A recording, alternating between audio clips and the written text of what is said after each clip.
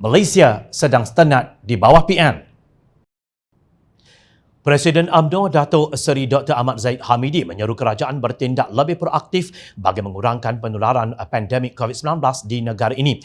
Beliau turut menggesa kerajaan memperketatkan Perintah Kawalan Pergerakan PKP dengan memberi bantuan yang sewajarnya kepada rakyat dan golongan peniaga supaya mereka dapat bertahan. Kita tidak mahu Malaysia dilabelkan sebagai salah sebuah negara yang lambat berjaya dalam menangani pandemik ini, katanya dalam satu hantaran di Facebook semalam. Beliau berkata kerajaan terlalu bergantung kepada penggunaan vaksin yang masih di peringkat percubaan klinikal sedangkan kes ketika ini terus meningkat. Menurutnya, beberapa pakar kesihatan Malaysia dan ahli akademik telah memberi pandangan mengenai fungsi vaksin COVID-19. Mereka membayangkan vaksin bukanlah penyelesaian mutlak kepada usaha menamatkan sepenuhnya pandemik COVID-19. Mereka kata vaksin itu berkesan mengelak seseorang mengalami kesan teruk jangkitan itu. Namun itu tidak bermakna seseorang yang telah divaksin tidak boleh menjadi pembawa virus pembunuh itu. Mereka kata virus COVID-19 sesuatu yang baru dan kompleks, masih memerlukan kajian serta pengumpulan data jangka panjang untuk dibendung secara berkesan. Mereka kata vaksin COVID-19 tidak bersifat menyembuh, sebaliknya bertujuan mencegah dan mengawal penyakit daripada menjadi lebih kritikal, katanya. Menurutnya, vaksin tersebut bukan bersifat magic dan ia mengambil tempoh masa tertentu sebelum dapat mengawal sepenuhnya penularan wabak terbabit. Malaysia akan menjadi negara sakit di Asia selepas Filipina kerana ketidakupayaan pemimpin Perikatan Nasional dalam menguruskan krisis COVID-19. Ahli Parlimen Bagi Dr. Ong Kian Meng mendakwa pemerintah PN tidak mampu menguruskan gelombang ketiga kes COVID-19 walaupun telah melaksanakan Perintah Kawalan Pergerakan PKP kedua pada awal tahun ini. Dengan kepimpinan ekonomi dan politik seperti ini di bawah pemerintahan PN, tidak heranlah jika Malaysia dilabelkan sebagai orang sakit baharu di Asia.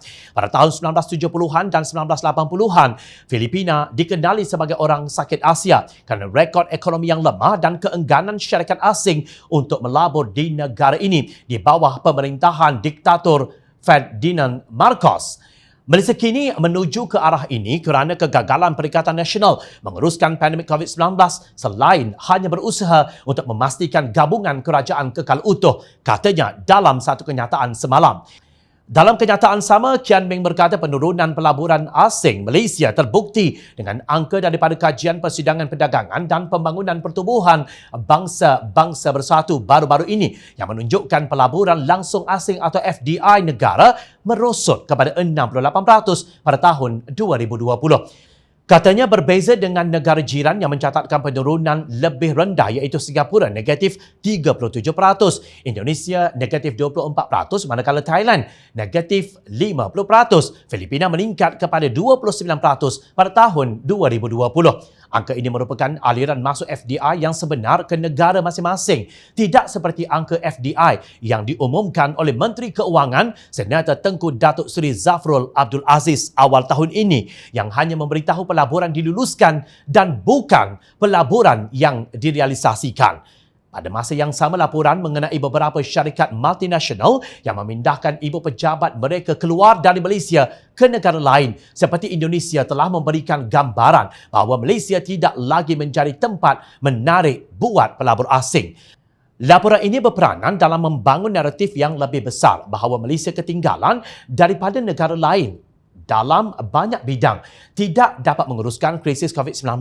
Dia belenggu oleh ketidakstabilan politik, mempunyai kabinet yang tidak kompeten dan menjatuhkan kebijakan pemerintah dengan cara merosakkan persekitaran perniagaan, katanya. Tambahnya, Menteri Perdagangan Antarabangsa dan Industri MITI, Datuk Seri Muhammad Azmin Ali masih tidak mengeluarkan kenyataan bagi mengatasi masalah dan melawan laporan negatif itu. Kian Meng yang juga penolong pengarah pendidikan politik DAP turut menyalahkan Azmin atas kehilangan keyakinan pelabur ini. Sama seperti beliau tidak cekap dalam menguruskan portfolio ketika menjadi Menteri Hal Ehwal Ekonomi dalam Kerajaan Pakatan Harapan, beliau telah buktikan dirinya tidak layak memegang jawatan Menteri MITI, katanya. Ternyata Perikatan Nasional gagal dalam mentadbir negara dan menangani penularan COVID-19. Apa tidaknya, daripada dua angka, kita sudah mencecah ratusan ribu kes. Apa sahaja yang dilakukan oleh kerajaan, semuanya tidak menjadi, malah menjadi bahan kejian rakyat jelata kerana kegagalan pengurusan dan pertindanan arahan. Perikatan Nasional memang berjaya menggantung Parlimen, berjaya mengisytiharkan darurat melalui Perdana Menterinya yang sudah tiada majoriti, apalagi harga diri. Berjaya menganugerahkan projek rundingan terus kepada kaum keluarga mereka. Syabas Perikatan Nasional. Ingat, rakyat sentiasa memerhati.